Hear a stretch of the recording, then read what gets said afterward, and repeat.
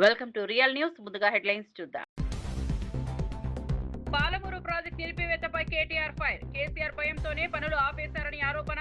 రైతుల సంక్షేమం కోసం మొదలైన ప్రాజెక్టుని వెల్లడి. ప్రాజెక్టు ఆపేయడం దురాలోచన అని విమర్శ. రైతులను మోసం చేస్తున్నారని చంద్రబాబుపై ఆర్కే రోజా ఫైర్. యూరియా బ్లాక్ మార్కెట్లో అమ్ముతున్నారని ఆరోపణ. ఏడాది రోజులుగా రైతులకు నరకం చూపుతున్నారని విమర్శ. అన్నదాత కష్టాలు రెట్టింపు చేశారని వ్యాఖ్యలు.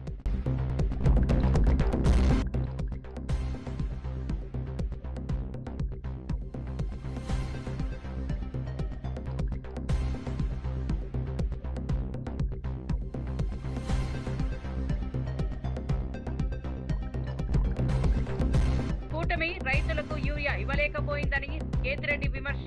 యూరియా తెలంగాణకు అక్రమంగా వెళ్తోందని ఆరోపణ. గిట్టుబాటు ధరల్లో విఫలమైందని కూటమిపై మండిపాటు.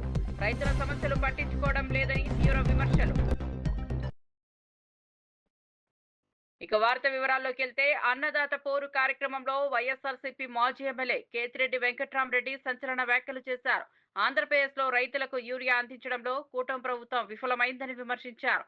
ఏపీ నుంచి యూరియా అక్రమంగా తెలంగాణకు తరలిపోతోందని ఆరోపించారు.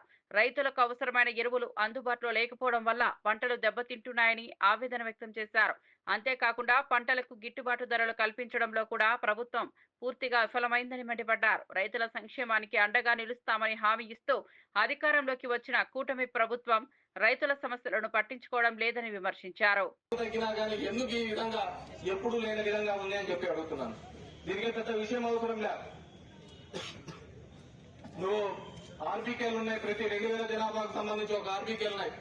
రైతులు వచ్చి ఎంత కావాలని డిమాండ్ అని బుక్ చేసుకుంటే అక్కడే విషయం తెలిసిపోతుంది. ఎంత రైతులకు ఎంత అవసరం పడుతుంది, ఎంత యూరియా కావాలని. గతంలో అదే విధంగా చేసేవాళ్ళం. అంత ముందు కూడా చూసినాం మనం. 2019 కంటే ముందు వేరుశనగ పంపిణీ అప్పుడు ఏ విధంగా ఉండేది. మార్కెట్ యార్డ్ లో వచ్చి ఇట్లాగే చెప్పులన్నీ పెట్టేసి తెల్లారి 3 గంటలకు వచ్చి ఎదురు చూసేవాళ్ళం. తర్వాత క్రమంలో ఎప్పుడైతే ఆర్బీకే ద్వారా మనం ఇస్తున్నామో ఎక్కడే కానీ క్యూలు కానీ వేరుశనగలో ఈ విధంగా ఇబ్బందులు పడుతున్నాయని ఎక్కడే కానీ చూసిన సందర్భం లేదు. ఎందుకంటే ఒక ఆలోచన విధానం ఉండాలి, రైతాంగానికి మేలు చేయాలని ఒక ఆలోచన విధానం ఉండాలి. కానీ ఈ ప్రభుత్వం అలాంటివి ఏవే కానీ చేయకుండా ఎంత అవసరమవుతుందనేది కంప్లీట్ గా వ్యవసాయాన్ని పూర్తిగా నిర్లక్ష్యం చేసి వీళ్ళ సోకులకు వీళ్ళు ఇచ్చే స్టేట్మెంట్లకు మనం చూస్తూనే ఉన్నాం. ఈ 2 ఏళ్లలో వరి ఏ విధంగా గిట్టుబాటు ధర లేకుండా పోయింది. మిరప కోసం ఏ విధంగా గిట్టుబాటు అయింది. నేను ఒకసారి ముదుగుబ్బ నుంచి పులివెందులు పోతుంటే మా ముదుగుబ్బ నుంచి దగ్గర 500-600 మంది పొద్దున్నే బొలేరోలోనూ ఆటోలోనూ పోతున్నారు. ఏమా ఇట్లా వస్తున్నారంటే ఈడ మిరపకు ఉంది అని చెప్పి మిరప కోసం పోయడానికి పోతున్నాం పట్టణానికి అన్నారు. సరే అని చెప్పి అమృతపల్లి దగ్గర అడిగినా, అక్కడున్న రైతులను అడిగినా, ఏం లేదా మిరప ఎంత ఉపయోగపోతుందంటే గతంలో 53 కేజీలు, ఒక మూటకి 53 కేజీలు వాళ్ళు లెక్కేస్తారట. 53 కేజీలు లెక్కేసేది గతంలో 5,000, 6,000 ఉండేది. ఇప్పుడు కేవలం 693 రూపాయలు, 700 రూపాయలతో పోతుంది.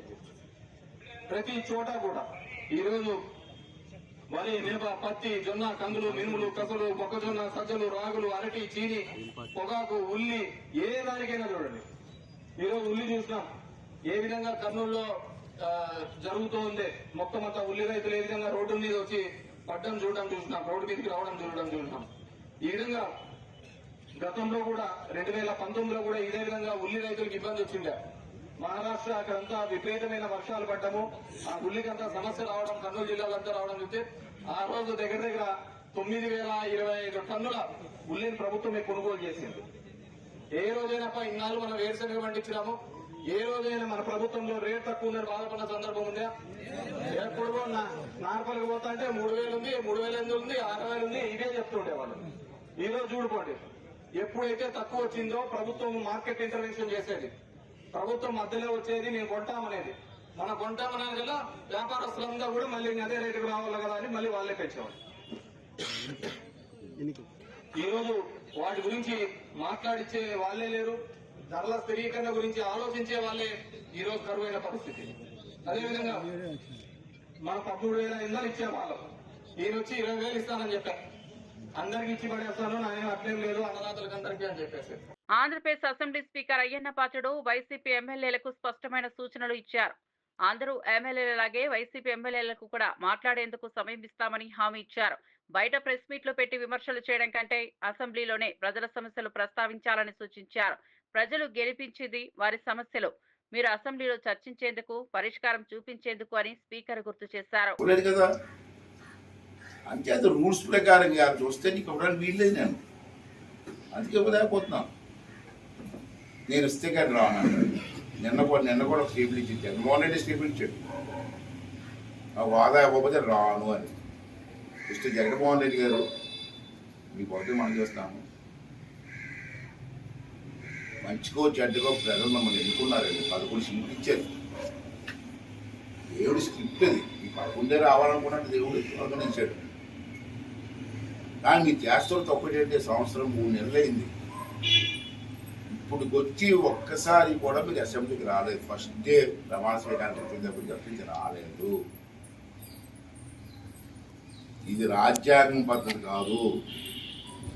మనం రాజ్యాంగ పద్ధతిలో నడాలి. రాజ్యాంగం చెప్పినట్టు చేయాలి. ఈ పెద్దలు ఇచ్చిన రూలింగ్. మీరు 11 మంది ఎలా గెలిచారండి? ప్రజలు ఓట్లు వేస్తే గెలిచారు. ఆ ప్రాంతాలకు సమస్యలు వస్తే అసెంబ్లీలో మాట్లాడతారు. మా తరపున కదా మీకు ఓట్లు వేశారు. మరి మీరు ఎందుకు అసెంబ్లీకి రావట్లేదు? ఆ ఎమ్మెల్యేలు పాపం వచ్చి ఆ ప్రజా సమస్యలు, ఆ ప్రాంతంలో ఉన్న సమస్యలు చెప్పుకునే అవకాశం లేకుండా చేస్తారా? ఆ ప్రజలు ఎంత ఇబ్బంది పడుతున్నారండి? పోనీ ఇవన్నీ చెప్పావు. రోజు మా ప్రెస్లో మాట్లాడుతున్నాం. ఈ మాట్లాడింది మీ అసెంబ్లీకి వచ్చి అసెంబ్లీలో మాట్లాడు. నేను నిన్ను ఆహ్వానిస్తాను. రేపు 18 నుంచి అసెంబ్లీ ఉంది. మళ్ళీ అసెంబ్లీ నుంచి రేపు 18 పెట్టాను. రా, అసెంబ్లీకి రా. ఈ 11 ఎమ్మెల్యేలు కలిసి రండి. మీ సమస్యలు మాట్లాడండి. ప్రభుత్వం చేస్తున్న విధానం గురించి ఏం తప్పులు ఉంటే విమర్శించండి, సరిదిద్దుకోమని చెప్పండి. అసెంబ్లీలో మాట్లాడుతూ ఉన్నటువంటి ఉపయోగం ఏంటంటే అక్కడ మంత్రులు ఉంటారు, ముఖ్యమంత్రి ఉంటారు, డిప్యూటీ ముఖ్యమంత్రి ఉంటాడు, అధికారులు ఉంటారు. మీరు ఎప్పుడైతే అసెంబ్లీలో మాట్లాడతారో అసెంబ్లీ రికార్డ్ అవుతుంది. దానికి వెంటనే మంత్రి గారి సమాధానం చెప్పాలి. అసెంబ్లీలో ఉన్నది ఉన్నట్టు చెప్తాడు, లేకపోతే పరిశీలిస్తానండి, తప్పనిసరి చేస్తాను మంత్రి గారు సమాధానం చెప్తారు. మరి నువ్వు ధైర్యంగా అసెంబ్లీలో అడుగు పెట్టకుండా ఈ సమస్యలు చెప్పకుండా బయటని ప్రెస్ మీట్ పెట్టి మాట్లాడితే ఎంత సపోర్ట్? వేదిక ఉంది మనకి, అఫీషియల్ వేదిక. తెలంగాణ ప్రజలతో బీఆర్ఎస్ సంబంధం ఇక మిగల్లేదని ప్రభుత్వ విప్ ఆది శ్రీనివాస్ తీవ్రంగా విమర్శించారు. పార్టీ పేరు మార్చుకున్న రోజే పేగుబంధం తెంచుకున్నారని అన్నారు. తెలంగాణ వాదాన్ని కేవలం సెంటిమెంటల్ గా వాడుకోవడమే తప్ప ప్రజల కోసం ఏమీ చేయలేదని ఆరోపించారు. తెలంగాణ బిడ్డ ఉపరాష్ట్రపతి పదవికి బరిలో ఉన్నప్పుడు బీఆర్ఎస్ ఎందుకు ఓటు వేయలేదని ప్రశ్నించారు. అందుకే నేను ఈ మధ్యలో ఒక మాట అన్నా, టీఆర్ఎస్ పార్టీని బీఆర్ఎస్ పార్టీగా మార్చుకున్న రోజే తెలంగాణ ప్రాంత ప్రజలతో పేగుబంధం తెంచుకున్నారు మీరని చెప్పన్నాం. తెలంగాణ సెంటిమెంట్ రంగరించి అధికారం రావాలని చెప్పండి. పదే పదే పక్కన ఆంధ్ర రాష్ట్రంతో పోలుస్తూ, ఆంధ్ర రాష్ట్రానికి సంబంధించి చంద్రబాబును బూచిగా చూపిస్తూ తెలంగాణ వాదాన్ని సెంటిమెంట్గా రంగరించాలని చూడడమే తప్ప మీరు తెలంగాణ ఇచ్చిన మీరా కుమారికి ఆ రోజు ఎందుకు ఓటేయాలో సమాధానం చెప్పాలి. తెలంగాణ కోసం పోరాటం చేసినట్టు తెలంగాణ బిడ్డ ఈరోజు ఉపరాష్ట్రపతిగా బరిలో ఉంటే ఎందుకు ఓటేయారో ఈరోజు తెలంగాణ ప్రజలకు సమాధానం చెప్పాలి. మొన్ననేమో యూరియా ఎవరిస్తే వారికి ఓటేస్తామంటారు. అంటే కేటీఆర్ గారి మాటలు ఎంత చౌకగా ఉండే ఆలోచించాలి. మాజీ మంత్రి ఆర్కే రోజా రైతుల సమస్యలపై చంద్రబాబును తీవ్రంగా విమర్శించారు. రైతులు నిట్టనిలువునా మోసం చేస్తున్నారని ఆరోపించారు. రాష్ట్రంలో యూరియాను బ్లాక్ మార్కెట్లో అమ్ముకుంటూ రైతాంగాన్ని దోచుకుంటున్నారని మండిపడ్డారు. 7 రోజులుగా రైతులకు నరకం అంటే ఏంటో చూపిస్తున్న ప్రభుత్వం ఇదేనని ఎద్దేవా చేశారు. అన్నదాతను ఆదుకోవాల్సిన బదులు వారి కష్టాలను రెట్టింపు చేస్తున్నారని రోజా వ్యాఖ్యానించారు. మూకుమ్మడిగా అందరినీ కూడా నిలువునా మోసం చేస్తున్నారో మీరు అందరూ గమనిస్తున్నారు.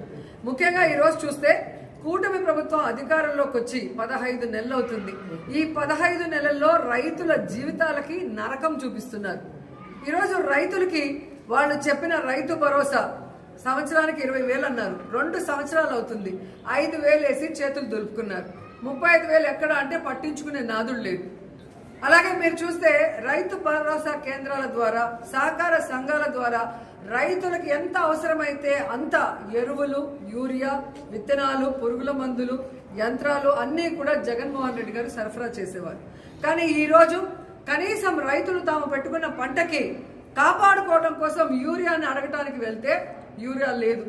మరి కేంద్రం ఇచ్చిన లక్షల టన్నుల యూరియా ఏమైంది రైతులకు ఇవ్వకుండా అంటే ఈరోజు తెలుగుదేశం పార్టీ నాయకులు, వ్యాపారస్తులు కుమ్మక్కై దాన్ని బ్లాక్ మార్కెట్లో అమ్మేసి ఈరోజు ఏ విధంగా రైతుల జీవితాలతో చెలగాటమాడుతున్నారో మీ అందరూ కూడా గమనిస్తున్నారు. ముఖ్యంగా నా నియోజకవర్గం నగిరి గురించి నేను చెప్తాను. స్టేట్ అంతా ఎలా జరుగుతుందో మీకే అర్థమవుతుంది. ఎందుకంటే ఈ రోజు నగిరి నియోజకవర్గంలో నిన్నటి వరకు రైతులకు కావాల్సిన యూరియా ఇవ్వకుండా దాన్ని బ్లాక్ మార్కెట్లో అమ్ముకుంటే రైతులు విధిలేని పరిస్థితిలో తమిళనాడుకు వెళ్లి కనకమ్మ సత్రంలో, అలాగే పల్లిపట్టులో, తిరుత్తనిలో, ఎన్ఎన్ కండ్రిగలో, పొద్దుటూరులో ఈరోజు వెళ్లి ఎక్కువ డబ్బుకి మరి ఈరోజు కొనుక్కొని ట్రాన్స్పోర్ట్ ఛార్జెస్ మళ్ళీ కూడా దాని మీద భారీగా వేస్తే ఈరోజు రైతన్నలు వెన్నెముక విరిగిపోయే విధంగా, అంటే ఈ వెన్నుపోటు రాజకీయాలు చేసే చంద్రబాబు నాయుడు ఆఖరికి మామతో పాటు రైతులను కూడా ఎలా వెన్నుపోటు పొడిచారో ఒకసారి చూసుకోండి. ఎందుకంటే ఆయన వ్యవసాయం దండగాని తన మనసులోని మాట బుక్ రాసిన గొప్ప మేధావి. అలాంటి వాడిని నమ్మినందుకు ఈరోజు రైతన్నల జీవితాలు సర్వనాశనం చేశారనేది మీరు అర్థం చేసుకోవాలి. ఎందుకంటే యూరియా ఒక్కటే కాదు, చంద్రబాబు నాయుడు, పవన్ కళ్యాణ్ అధికారంలోకి వచ్చాక ఈరోజు రైతులకు ఇవ్వాల్సిన రైతు భరోసా లేదు, పంటల బీమా లేదు, అలాగే ఈ క్రాప్ లేదు, అలాగే రైతులకి పండించిన పంటకి గిట్టుబాటు ధర లేదు. మిర్చికి లేదు, పొగాకు లేదు, ఉల్లికి లేదు, చీనీకి లేదు, మామిడికి లేదు, వరికి లేదు. మరి ఎందుకు ఈ ప్రభుత్వం? దేనికి వీళ్ళకి పదవులు? చేతగానితనం ఉన్న వీళ్ళకి ప్రభుత్వం నడిపించడం చేత కాకపోతే దిగిపోవచ్చు కదా. మొదటిసారి ముఖ్యమంత్రి అయిన జగన్మోహన్ రెడ్డి గారు ఎలా రైతు భరోసా కేంద్రాలు తీసుకొచ్చారు, రైతులకి వాళ్ళ గ్రామాల్లోనే అన్ని ఎలా అందించి వాళ్ళకి అన్ని రకాలుగా అండగా నిలబడ్డారు. మీరెందుకు ఈరోజు ఇంత సీనియారిటీ ఉందంటారు? 4 సార్లు ముఖ్యమంత్రి అయిన మీకు ఎందుకు రైతుల్ని కాపాడుకోలేకపోతున్నారు, రైతు సమస్యలు ఎందుకు తీర్చలేకపోతున్నారని అడుగుతున్నా. బీఆర్ఎస్ ఎమ్మెల్యే పాడి కౌశిక్ రెడ్డి ముఖ్యమంత్రి రేవంత్ రెడ్డిపై తీవ్ర ఆరోపణలు చేశారు. హైకోర్టు కూడా రేవంత్ తప్పు చేశాడని స్పష్టం చేసిందని అన్నారు. గ్రూప్ 1 పోస్టుల విషయంలో డబ్బులు తీసుకుని అమ్మకాలు జరిగాయని సంచలన వ్యాఖ్యలు చేశారు. కేసీఆర్ ప్రభుత్వం 503 పోస్టులకు నోటిఫికేషన్ జారీ చేస్తే రేవంత్ రెడ్డి అతి కకృతితో వాటిని 563 పోస్టులుగా పెంచి అమ్ముకున్నారని ఆరోపించారు. అవసరం రేవంత్ రెడ్డి గారు ఖచ్చితంగా ఉన్నది. ఇలా హైకోర్టే ఇలా తప్పుడు తడక, ఇలా తప్పుడు చేసినావు నువ్వు, ఇలా ఖచ్చితంగా రీవాల్యుయేషన్ అని చేయండి, లేకుంటే మళ్ళా ఎగ్జామే రీషెడ్యూల్ చేయండి 8 months లోపల అని స్వయంగా ఇలా హైకోర్టే చెప్పింది. ఎస్, నేను దీని గురించి 6 నెలల ముందే చెప్పిన, మళ్ళా చెప్తున్నా గట్టిగా చెప్తున్నా వినండి. ఇలా రేవంత్ రెడ్డి గారు కాంగ్రెస్ ప్రభుత్వం బరాబర్ గ్రూప్ 1 పోస్టులు అన్నీ కూడా అమ్ముకున్నది. వాళ్ళ దగ్గర డబ్బులు తీసుకున్నారు. రేవంత్ రెడ్డి గారు సీఎంఓ ఆఫీసే ఇలా డబ్బులు తీసుకొని వాళ్ళకి పోస్టులు ఇచ్చిండ్రు. దీనికి ఇంకొక ఉదాహరణ కూడా చెప్తా మీకు, ఎందుకు ఇంత ఖచ్చితంగా చెప్తున్నా అనేది మళ్ళొక్కసారి గుర్తు చేస్తా. కేసీఆర్ గారు గ్రూప్ 1 నోటిఫికేషన్ వేసిన రోజు 503 పోస్టులకు వేసి గ్రూప్ 1 నోటిఫికేషన్ వేసిన తర్వాత అదే కంటిన్యూ చేస్తే బాగుండు, కానీ వీళ్ళు అతి కకృతి కదా. దాంతో ఏం చేసిండు, దాన్ని 50 పోస్టులు పెంచి 563 అని పోస్టులు పెట్టి మళ్ళీ ఫ్రెష్గా అప్లికేషన్ పెట్టుకోవచ్చు, ఎవరు పడితే వాళ్ళు మళ్ళీ ఫ్రెష్గా రాయొచ్చు అనేది పెట్టి ఇలా పోస్టులు అమ్ముకున్న చరిత్ర ఇలా ఓటు నోటు దొంగ అయిన రేవంత్ రెడ్డిదే మరొకసారి అడ్డంగా దొరికిపోయిండు. ఇలా 563 మంది పోస్టులు కూడా ఇలా రేవంత్ రెడ్డి గారు లక్షలాది రూపాయలకు అమ్ముకున్నాడు. ఇది సీఎంఓ ఆఫీస్ నుంచి నడిచింది. ఇదేదో నేను చెప్పుడు కాదు, బాగా చెప్తూ ఇలా అభ్యర్థుల పేరు చెప్తే మంచిగుండదు. ఎవరైతే డబ్బులు ఇచ్చిర్రో రేవంత్ రెడ్డి గారి ఆఫీస్. మాజీ మంత్రి జోగి రమేష్ ముఖ్యమంత్రి చంద్రబాబుపై తీవ్ర విమర్శలు చేశారు. రైతులకు యూరియా సరఫరా చేయలేని అసమర్థత ముఖ్యమంత్రిగా చంద్రబాబును అభివర్ణించారు. వైసీపీ నాయకుడు కార్యకర్త రోడ్డు మీదకు వస్తేనే చంద్రబాబుకు చెమటలు పడుతున్నాయని ఎద్దేవా చేశారు. రైతుల కోసం యూరియా సరఫరా చేయమని, ఎరువుల ధరలు తగ్గించమని అడిగితే పోలీసు వ్యవస్థను అడ్డం పెట్టుకుని ప్రజాస్వామ్యాన్ని కూని చేస్తున్నారని ఆరోపించారు. రోడ్డు మీదకి వస్తా ఉన్నాడంటే చంద్రబాబు నాయుడికి చెమటలు పడతా ఉన్నాయి. చంద్రబాబు నాయుడు ప్యాంటు తడిసిపోతా ఉంది. ఏమయ్యా చంద్రబాబు నాయుడు, రైతుకి యూరియాని సరఫరా చేయలేని అసమర్థ ముఖ్యమంత్రివి, గిట్టుబాటు ధరలు కల్పించలేని అసమర్థ ముఖ్యమంత్రివి, ఎరువుల ధరలు తగ్గించలేని అసమర్థ ముఖ్యమంత్రివి, అన్నదాతకి తోడుగా అన్నదాత కోసం వైఎస్ఆర్ కాంగ్రెస్ పార్టీ లీడర్ మా అన్న జగన్మోహన్ రెడ్డి గారు పిలుపునిస్తే మాత్రం ప్రజాస్వామ్యాన్ని కూని చేస్తాం. ఏం చేశాం మేము? నందిగామలో రైతుల పక్షాన పోరాటం కోసం యూరియా సరఫరా చేయరా బాబు చంద్రబాబు, గిట్టుబాటు ధర కల్పించు చంద్రబాబు, ఎరువుల ధరలు తగ్గించు చంద్రబాబు అని చెప్పేసి రైతుల పక్షాన గళం ఇప్పడానికి వెళ్తా ఉంటే పోలీసు వ్యవస్థని అడ్డం పెట్టుకుని ప్రజాస్వామ్యాన్ని కూనీ చేస్తాం. అంటే వైఎస్ఆర్ కాంగ్రెస్ పార్టీ కార్యకర్తను నాయకులను ఆపినంత మాత్రాన రైతుల బాధలు తీర్తగా చంద్రబాబు నాయుడు? ఉపరాష్ట్రపతి ఎన్నికల్లో తెలంగాణ బిడ్డ సుప్రీంకోర్టు విశ్రాంతి న్యాయమూర్తి సుదర్శన్ రెడ్డి గెలవాలని తన మనస్ఫూర్తి కోరికను మాజీ ఎమ్మెల్సీ కవిత వ్యక్తం చేశారు. ఆయన విజయం సాధిస్తే ఉపరాష్ట్రపతి పదవికి వన్నె తీసుకొస్తారని భావిస్తున్నానని అన్నారు. సుదర్శన్ రెడ్డి వ్యక్తిత్వం, నిబద్ధత, సేవా ధోరణి దేశానికి గర్వకారణమవుతుందని కవిత అభిప్రాయపడ్డారు. వైస్ ప్రెసిడెంట్ ఆఫ్ ఇండియాగా ఒక కంప్లీట్ ఆపోజిషన్ పార్టీ అభ్యర్థిగా దేశంలో ఉన్నటువంటి అనేక పార్టీలు సపోర్ట్ చేసినటువంటి వ్యక్తి గెలవాలని కోరుకోవడం కూడా అది డెఫినెట్గా ఒక పాజిటివ్ ప్రాంతీయవాదం అవుతుందని చెప్పి నేను మనస్ఫూర్తిగా భావిస్తూ ఉన్నాను. ఇది పార్టీలకు అతీతంగా తెలంగాణ బిడ్డ కాబట్టి ఆయనకు ఒక అవకాశం వచ్చింది కాబట్టి. అంటే నేను ఒక వ్యక్తిని ఎప్పుడు జీవితంలో మర్చిపోలేను. శేషన్ గారు అని ఉండే, టిఎన్ శేషన్ గారు అని. ఆయన వచ్చేంత వరకు కూడా ఎవరికి అసలు భారతదేశంలో ఎలక్షన్ కమిషన్ అని ఒకటి ఉందని మా సామాన్య ప్రజలకు తెలియదు. కానీ ఆయన వచ్చిన తర్వాత ఆ పోస్టుకు వన్నే వచ్చింది. సుదర్శన్ రెడ్డి గారు కూడా గెలిస్తే డెఫినెట్గా వైస్ ప్రెసిడెంట్ పోస్టుకు కూడా వన్నె తెస్తారని నేను అనుకుంటున్నాను. ఎందుకంటే అనేక సందర్భాల్లో ఆయన చూసినాం, ఆయన ఇచ్చినటువంటి పాజిటివ్ తీర్పులు కానీ, ఆయనకు ఉన్నటువంటి కాన్స్టిట్యూషనల్ ఎక్స్పర్టీస్ కానీ చూసినాం. అటువంటి అవకాశం వారికి వస్తే బాగుంటుందని చెప్పి మనస్ఫూర్తిగా నేను కోరుతా ఉన్నాను. కాంగ్రెస్ పార్టీ అసలు బీసీల కోసం పోరాడే పార్టీ కాదని ప్రజాశాంతి పార్టీ అధ్యక్షుడు కేఏ పాల్ విమర్శించారు. కాంగ్రెస్ అంటేనే రెడ్డిల పార్టీ అని ఎద్దేవా చేశారు. బీసీల కోసం పోరాడుతున్నామని చెప్పుకుంటూ ఉపరాష్ట్రపతి అభ్యర్థిగా బీసీ నేత హనుమంతరావు ఎందుకు ప్రకటించలేదని ప్రశ్నించారు. 2 తెలుగు రాష్ట్రాల్లో ఇప్పటి వరకు 12 మంది రెడ్డిలను ముఖ్యమంత్రులుగా చేసిన కాంగ్రెస్ ఒక్కరోజైనా బీసీల గురించి ఆలోచించలేదని పాల్ ఆరోపించారు.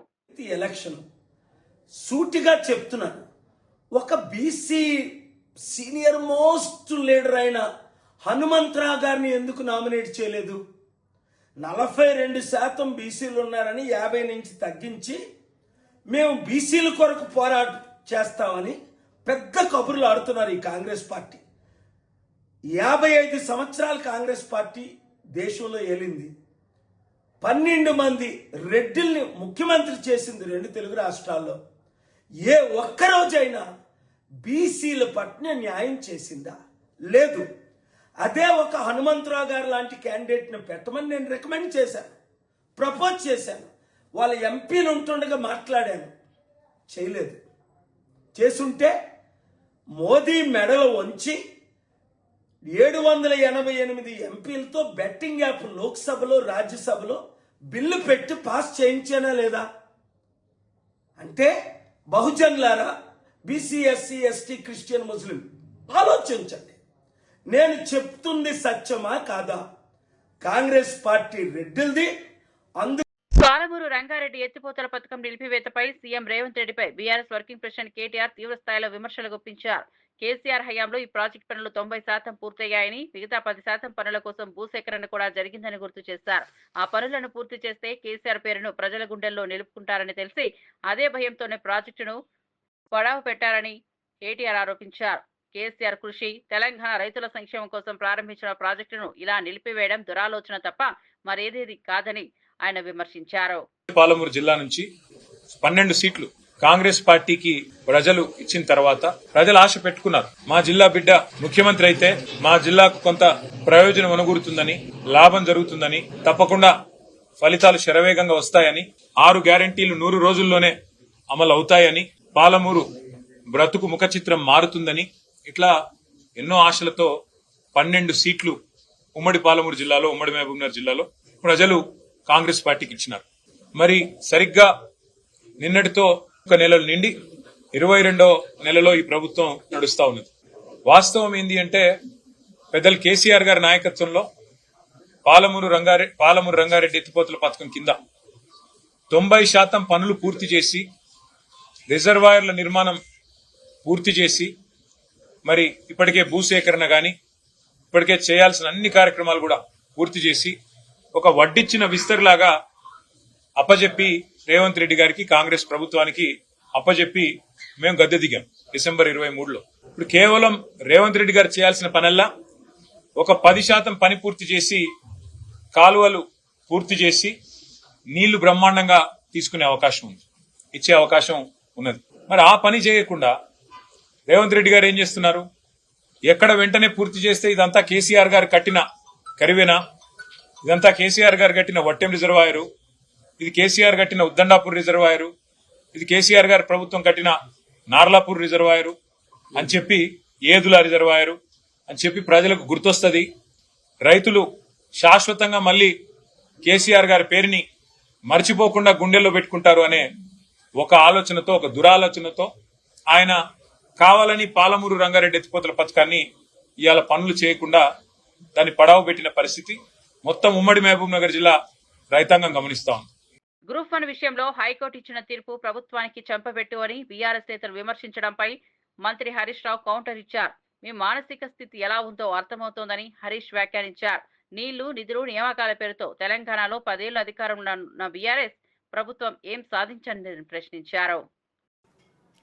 సో ఇలా ఆ రకంగా ఎల్లంపల్లి ప్రాజెక్ట్ నీళ్ళు వస్తున్నాయని మాట్లాడతాడు ముఖ్యమంత్రి అమాయకంగా. నువ్వు అమాయకమేమో కానీ ప్రజలు కాదు కదా. అసలు ఎల్లంపల్లి ప్రాజెక్ట్ కెపాసిటీ 20 టీఎంసీలు, దాని డెడ్ స్టోరేజే 3 టీఎంసీలు, ఉండేటి 17. ఆ 17కు దాని సొంత ఆయకట్టు 1,65,000 ఎకరాలు ఉంది, అంటే 12 టీఎంసీలు కావాలి దానికి. దాని కింద ఎన్టీపీసీకి మనం నీళ్ళు ఇస్తాం. ఎన్టీపీసీ విద్యుత్ ఉత్పత్తికి ఎల్లంపల్లి ద్వారా 6.5 టీఎంసీల నీళ్ళు ఇస్తాం.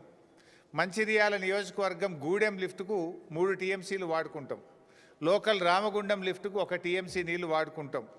అట్లే ఆ ఎరువుల కర్మాగారానికి కూడా ఒక 2 టీఎంసీలు ఇస్తాం. అసలు నీళ్ళు ఎక్కడనే ఎల్లంపల్లి సామర్థ్యమే 20, అక్కడ దాని వినియోగమే 20కి పైగా ఎక్కువ ఉన్నది. నేను ఎల్లంపల్లి నీళ్ళు తెస్తున్నా హైదరాబాద్కు, 20 టీఎంసీలు తెస్తారట హైదరాబాద్కి. ఎక్కడికి వస్తాయి 20? ఎల్లంపల్లి కెపాసిటీ 20, డెడ్ స్టోరేజ్ 3 పోతే ఉండేది 17. ఆ 17లో ఎన్టీపీసీకి 6.5, గూడెం లిఫ్ట్కు 3 పోతాయి. అదేవిధంగా లోకల్ లిఫ్ట్కు 1 టీఎంసీ పోతుంది. రామగుండం ఎరువుల కర్మాగారంకు 2 టీఎంసీలు పోతాయి. దానికే ఎక్కువ ఉన్నది. అది కూడా that will be supplemented again. నేను ఆ 20కి 20 హైదరాబాద్ తెస్తున్నా అంటాడు. అంటే ఎవల చెవులలో పువ్వు పెడుతున్నావు? ఎందుకు ఈ గోబల్స్ ప్రచారము? ఆ కుర్చీకున్న గౌరవాన్ని ఎందుకు తగ్గిస్తా ఉన్నావు? గ్రూప్ 1 పరీక్షల నిర్వహణలో భారీ గోల్మాల్ జరిగిందని మరోసారి ఆరోపించారు బీఆర్ఎస్ నేత రాకేష్ రెడ్డి. దేశ చరిత్రలో ఏ పబ్లిక్ సర్వీస్ ఎగ్జామ్లోనూ మెయిన్స్, ఫిలిమ్స్ కు విడివిడిగా హాల్ టికెట్లు ఇవ్వలేదని, తెలంగాణలో మాత్రం అలాంటి వ్యవహారం జరిగిందని తీవ్ర స్థాయిలో విమర్శించారు. జీవో 29 ద్వారా బీసీ, ఎస్సీ, ఎస్టీ విద్యార్థులకు కాంగ్రెస్ ప్రభుత్వం తీవ్రమైన అన్యాయం చేసిందని ఆరోపించారు. దీన్ని రద్దు చేయాలి, ఇది కరెక్ట్ కాదు, ప్రభుత్వం దీన్ని సమాధానం చెప్పాలని చెప్పి నిరుద్యోగుల పక్షాన మేము అడిగిన ఆ రోజు. కానీ ఆ రోజు సమాధానం చెప్పలే. కేసీఆర్ గారి ప్రభుత్వము బీద బడుగు బలహీన వర్గాలకు, ఎస్సీ, ఎస్టీ పిల్లలకు న్యాయం చేయాలని జీవో 55 తీసుకొస్తే ఈరోజు దాన్ని కాలరాసి జీవో 29 తీసుకొచ్చి బీద బడుగు బలహీన వర్గాలకు, ఎస్సీ, ఎస్టీలకు అన్యాయం చేసింది వాస్తవమా కాదా అని చెప్పి ఈ సందర్భంగా అడుగుతున్నాం. ఆ రోజు జీవో 29 రద్దు చేయాలని ఇదే నిరుద్యోగులు అశోక్ నగర్లో, దిల్సుఖ్ నగర్లో పెద్ద ఎత్తున ర్యాలీలు చేస్తే సమైక్య పాలనలో కూడా చూడనటువంటి సీన్లను మనం చూసినాం. మహిళలను చూడకుండా, విద్యార్థులను చూడకుండా గొరగొర గుంజుకుంటూ పోయి వ్యాన్లు ఎక్కించి లాఠీ చార్జ్ చేసి అర్ధరాత్రి దాకా స్టేడియంలలో వేసినటువంటి ఒక పరిస్థితిని కూడా మనం చూసినాం. మరి ఇప్పుడు వాళ్ళకు ఏం సమాధానం చెప్తారని చెప్పి ఈ సందర్భంగా బీఆర్ఎస్ పార్టీ ప్రశ్నిస్తూ ఉన్నది.